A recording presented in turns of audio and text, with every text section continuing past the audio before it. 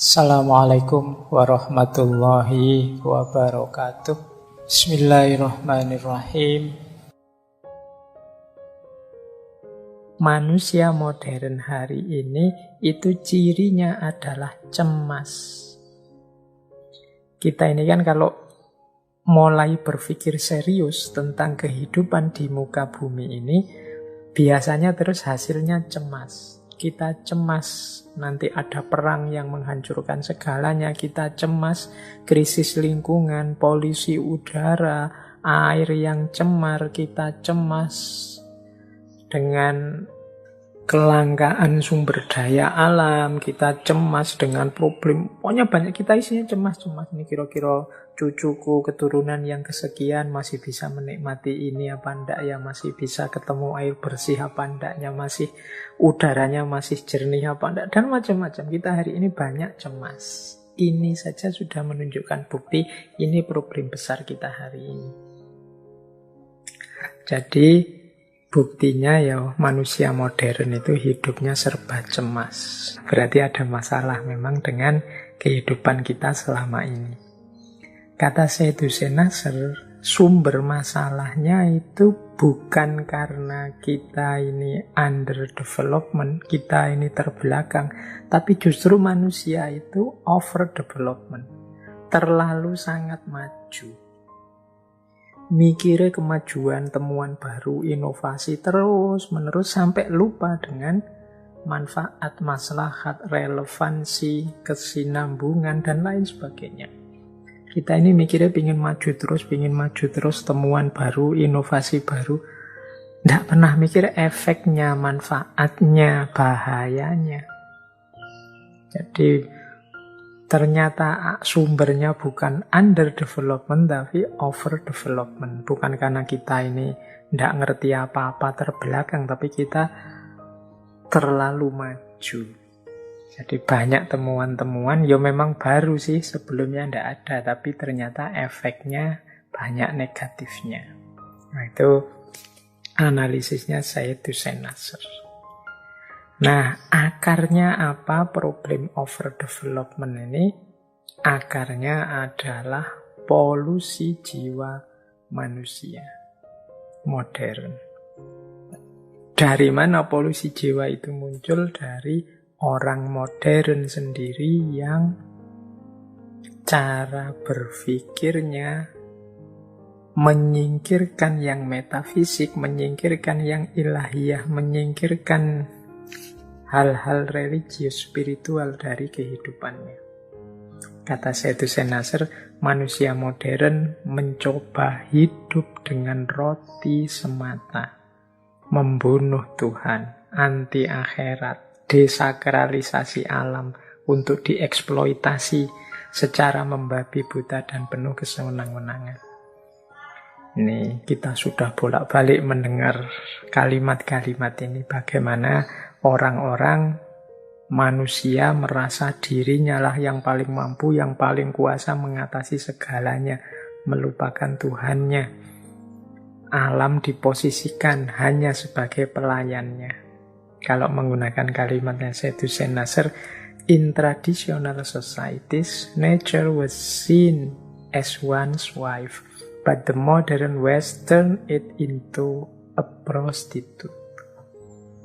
Dalam masyarakat tradisional, alam semesta dipandang sebagai istri. Ya kan? Istri itu kan dibersamai, dibahagiakan, dinikmatkan, kemudian menikmati hidup bersama-sama, itu kan istri.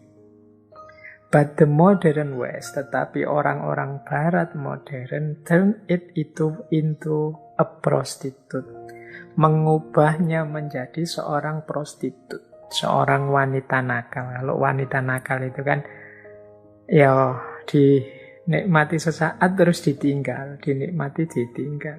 Jadi tidak dipedulikan nasibnya, kehidupannya, kebaikannya. Pokoknya orang hanya mengejar nikmatnya sendiri. Persis seperti itulah sikap kita terhadap alam selama ini.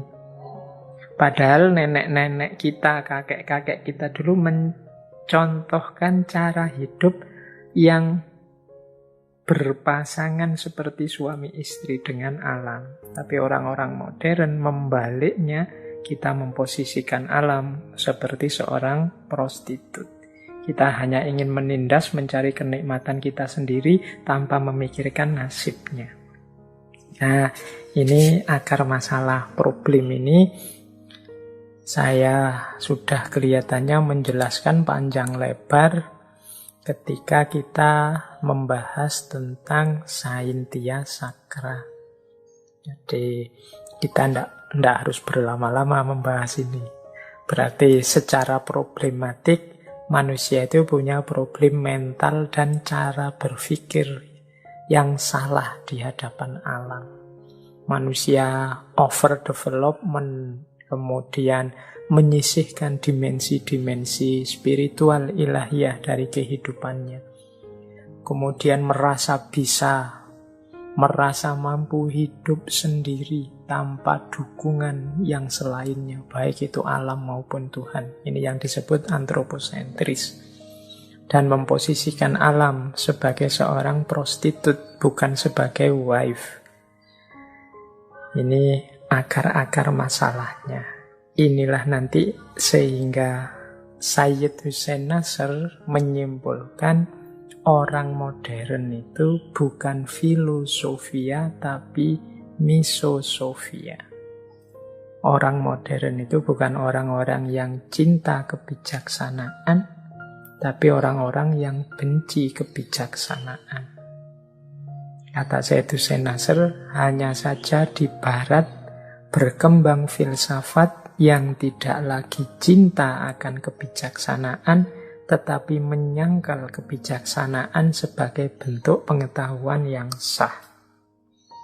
Hasilnya adalah kebencian terhadap kebijaksanaan, yang seharusnya lebih tepat disebut misosofi.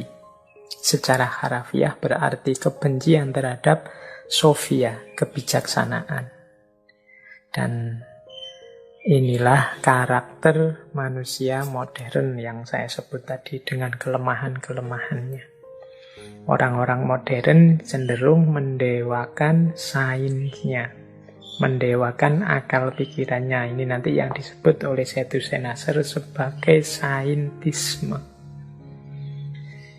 Manusia dianggap valid cara berpikirnya kalau mengikuti standar-standar, cara-cara, prosedur yang mereka sepakati dan mereka anggap sebagai ini yang ilmiah, ini yang masuk akal, inilah sains. Yang tidak cocok dengan standar-standar itu kemudian dianggap sesuatu yang meaningless. Meaningless itu tidak ada artinya, tidak ada gunanya, tidak masuk akal, tidak ilmiah. Kita kan sering mengkeret, kita sering minder kalau sudah dicap, ini tidak ilmiah, ini omong kosong saja. Ini cuma pseudosains, tidak kayak sains dan seterusnya. Jadi bukan filosofi ya, bukan cinta kebijaksanaan, tapi justru misosofi. Jadi bukan berarti sains itu salah, tapi sains yang dikembangkan dengan cara misosofia, membenci kebijaksanaan-kebijaksanaan yang dianggap tidak cocok dengan sains. Sehingga manusia terus wawasannya jadi semakin menyempit, semakin reduktif. Inilah yang disebut misosofia. Kita hari ini kan juga sering begitu.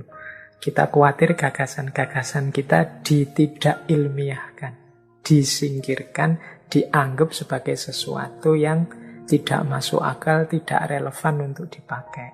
Hanya karena standar cara berpikir kita beda dengan standar cara berpikir mereka.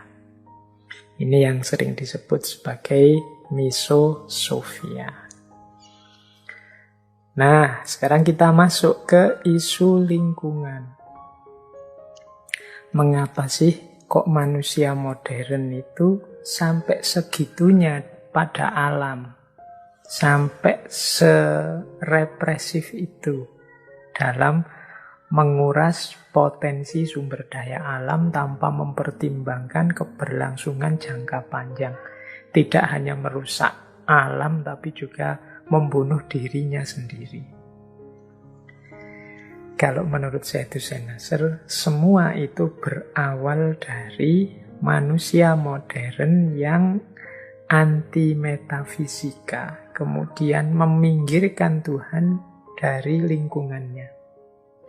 Tadi kan mulai minggu-minggu kemarin kita definisikan ekosistem itu keluarga lingkungan kita. Semua yang ada di dalamnya adalah keluarga kita. Nah, manusia modern, ya kita sebut aja manusia modern tertentu lah, atau manusia modern sebagian besar lah dulu di awal modern, biar tidak ada yang tersinggung. Khawatirnya teman-teman, saya juga modern Pak, saya tidak begitu.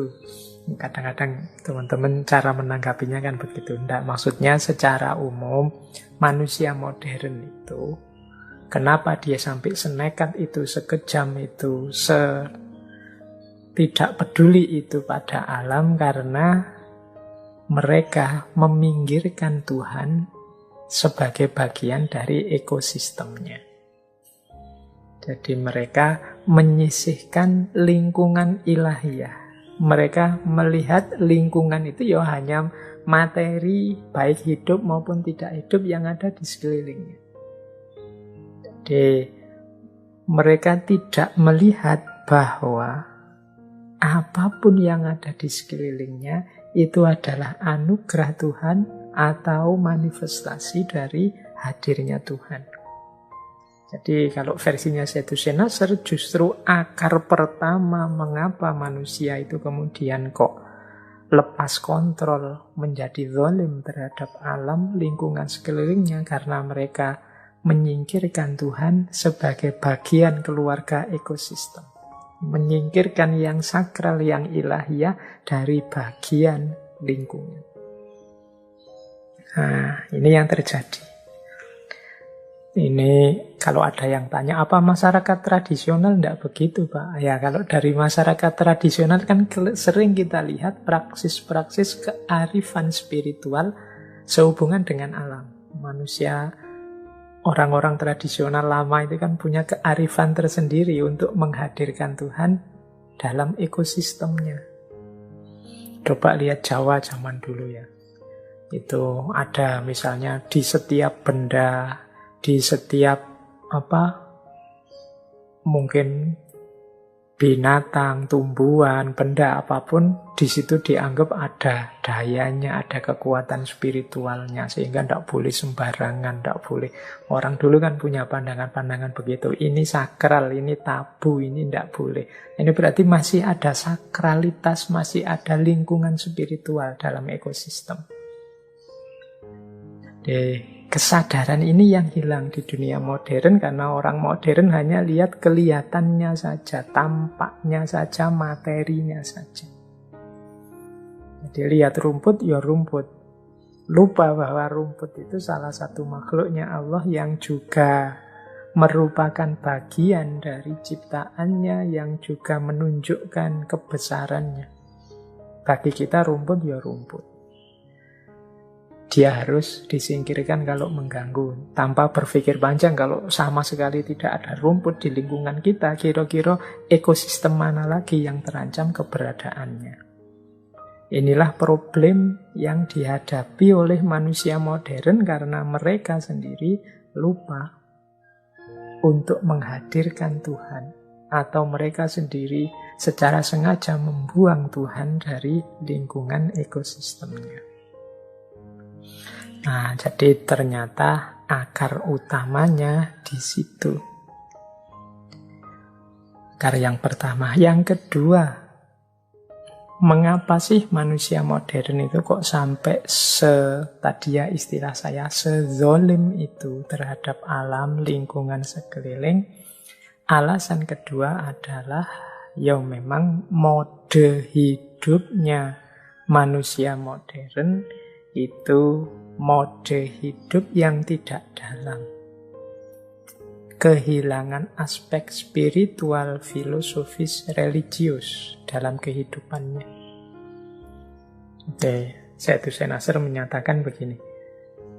The environmental crisis has deep spiritual, philosophical, and religious roots and causes. It is not merely the result of bad engineering. Krisis-krisis lingkungan yang sekarang terjadi itu punya akar yang dalam dan sebab yang dalam.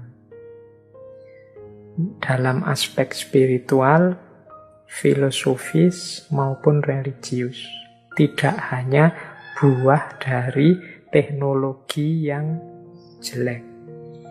Jadi kok banyak muncul teknologi-teknologi yang merusak ya? Kok banyak muncul kemajuan-kemajuan tapi pada akhirnya blunder, menjatuhkan manusia dan kemanusiaan? Itu karena memang sejak awal ada masalah dengan filosofi hidupnya, cara memandang lingkungan sekelilingnya, kemudian sikapnya terhadap hal-hal yang spiritual dan religius.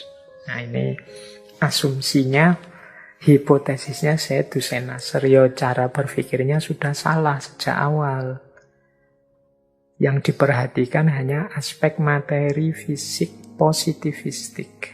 Melupakan masih ada yang spiritual, philosophical, religius. Kalau pakai bahasa Arab ya orang modern itu hanya fokus pada alamus syahadah, alam fisik, melupakan yang metafisik, alamul ghaib. Ini kalau saya bilang alamul ghaib ya tidak harus kemudian definisinya jin, setan, pocong. Alamul ghaib itu metafisik, termasuk akhlak, spiritualitas, kemudian dunia keagamaan. Ini kan dunia-dunia yang tidak material sifatnya. Sementara orang modern fokus hanya pada material. Jadi kunci pertama ternyata orangnya. Maka memperbaiki ekosistem yang rusak ini ya pertama-tama harus diperbaiki paradigma berpikir manusianya. Karena disitulah akarnya.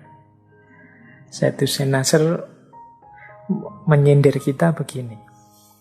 Yang mengenaskan, kata Seydusen Nasr, hari ini ada sejumlah muslim yang berpikir bahwa semua solusi dapat ditemukan hanya dengan tindakan di luar diri mereka.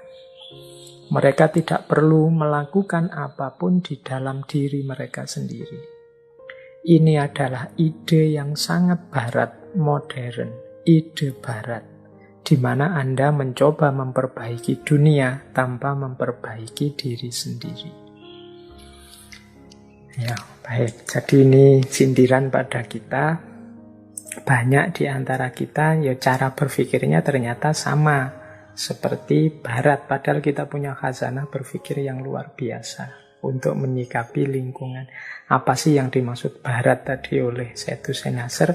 Cara berpikir yang di luar diri. Jadi kalau ada masalah, ya dicari ad hoc, dicari solusinya di luar diri. Kita ini kan selalu keluar. Bahkan kalau ada masalah pun kadang-kadang kita enggan membaca diri, malah mencari kambing hitam, menyalahkan apa saja di luar lingkungan kita. Kata Nasr, gaya seperti ini tuh gaya Barat. Karena gaya Barat itu yang terkenal dengan positivistiknya, melihat sesuatu hanya pada aspek materi, hanya pada aspek rasionalitas instrumentalnya. Kalau katanya Nasr, gaya kita itu kalau ada masalah pertama-tama membereskan yang di dalam diri dulu. Jangan sampai kita lupa bahwa bisa jadi problem yang muncul di sekeliling kita itu muncul karena ada andil kita di situ. Jadi kita tidak sadar bahwa kita ini mungkin part of the problem. Kita ini bagian dari masalah. Oleh karena itu, pertama-tama kalau ada masalah, ayo kita introspeksi dulu, melihat dalam diri kita sendiri dulu. Jangan sampai kita sudah marah-marah kemana-mana, mengkambing hitamkan apapun atau siapapun, ternyata kita juga andil dalam lahirnya problem-problem peradaban manusia hari ini. Nah, ini kalimat dari Nasr ini secara langsung menyindir kita bahwa banyak loh meskipun ini umat Islam yang cara berpikirnya seperti itu. Jadi gayanya seperti orang yang dikritik. Kita kan sering mengkritik Barat sebagai sumber kerusakan lingkungan sumber. Sehingga lingkungan sekeliling kita ini banyak rusak. Tapi coba kita sendiri berpikir, jangan-jangan kita juga ikut andil di situ. Ikut andil melahirkan kerusakan-kerusakan di sekeliling kita, entah kita sadari atau tidak. Nah, ini saya tertarik ada satu kalimat dari Syed Hussein Nasr dari buku Young Muslim's Guide to the Modern World. Kata Nasr begini, para cendekiawan Muslim harus mempelajari seluruh sejarah ilmu periode Islam secara lengkap dan tidak hanya bab dan periode yang dianggap mempengaruhi ilmu pengetahuan Barat.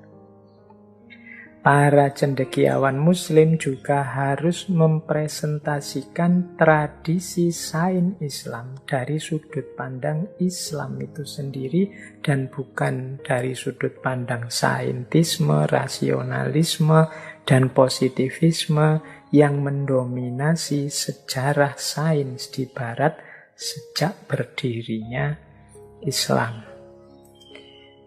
Disiplin ini muncul pada awal abad ke-20 di Eropa dan Amerika. Jadi maksudnya Syed Hussein Nasr itu, kita ini mbok yo menggali lagi khazanah-khazanah keilmuan Islam. Jangan hanya dipotong pada bagian tertentu. Kita ini kalau saya bilang kejayaan keilmuan Islam atau khazanah keilmuan Islam itu kan bayangannya biasanya pada masa keemasan zaman Abbasiyah ketika sains di dunia Islam berkembang pesat, kemudian sains inilah yang diwarisi dan dilanjutkan oleh Barat. Kita selalu melihat ke situ, zaman kejayaan itu. Bab yang kita anggap inilah nanti yang dilanjutkan oleh Barat dengan sainsnya. Kata Syed Hussein Nasr, mbok yo kita baca semua sejarah intelektual Islam. Biar kita tidak terjebak di bagian sejarah yang itu saja. Mengapa jangan terjebak di situ? Bagian sejarah yang kita sebut era keemasan itu hanya babak tertentu dengan gaya tertentu keilmuan dalam Islam. Yang ini memang nanti dilanjutkan oleh Barat. Di dunia Islam masih sangat kaya dengan gaya berpikir, dengan gaya keilmuan. Yang tidak hanya gaya saintifik seperti sains modern itu. Kita masih punya Persia, kita masih punya tradisi mistik, tradisi fikih, tradisi kalam yang sangat luas yang tidak sesederhana era keemasan dengan perkembangan sainsnya. Nah, ini yang oleh Syed Hussein Nasr disebut nanti tradisi. Kita punya tradisi keilmuan yang jauh lebih luas. Kalau kita hanya melihat bagian itu saja dalam sejarah Islam, misalnya kita bangga loh, ternyata Al-Jabar itu dari kita. Kita punya Al-Khawarizmi dengan matematikanya. Kita punya, ini kan bagian-bagian sains saja yang nanti dikembangkan di abad 20 oleh Eropa dan Amerika, oleh Barat. Kata Syed Hussein Nasr, mbok yo kita belajar babak keilmuan yang lain dalam sejarah Islam. Toh Islam ini kaya sekali dengan tradisi keilmuan. Tidak hanya itu. Kalau kita hanya melihat di situ, khawatirnya ya kita merasa inferior.